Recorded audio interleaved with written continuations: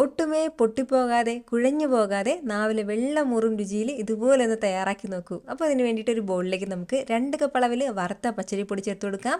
കൂടെ തന്നെ ഒരു അല്പം നെയ്യും കുറച്ച് ഉപ്പും നല്ല തിളച്ച വെള്ളവും ചേർത്തിട്ട് നന്നായിട്ട് നമുക്കൊന്ന് കുഴച്ചെടുക്കാം. ഇടിയപ്പത്തിനൊക്കെ മാവ് കുഴച്ചെടുക്കുന്നത് പോലെ ഒന്ന് കുഴച്ചെടുത്തേക്കണം.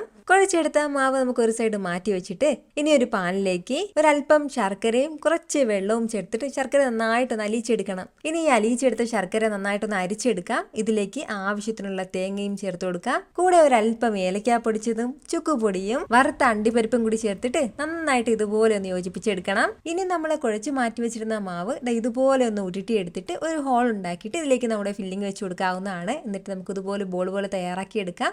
ഈ ബോൾ പോലെ തയ്യാറാക്കിയെടുത്ത ഓരോ കൊഴുക്കട്ടയും നമുക്ക് ആവശ്യമെങ്കിൽ വെച്ച് ഒരു 10 മിനിറ്റ് വേവിച്ചെടുത്ത് കഴിഞ്ഞാൽ സൂപ്പർ ടേസ്റ്റ് ആയിട്ടുള്ള നമ്മുടെ കൊഴുക്കട്ട ഇവിടെ റെഡി ആയിട്ടുണ്ട് കേട്ടോ.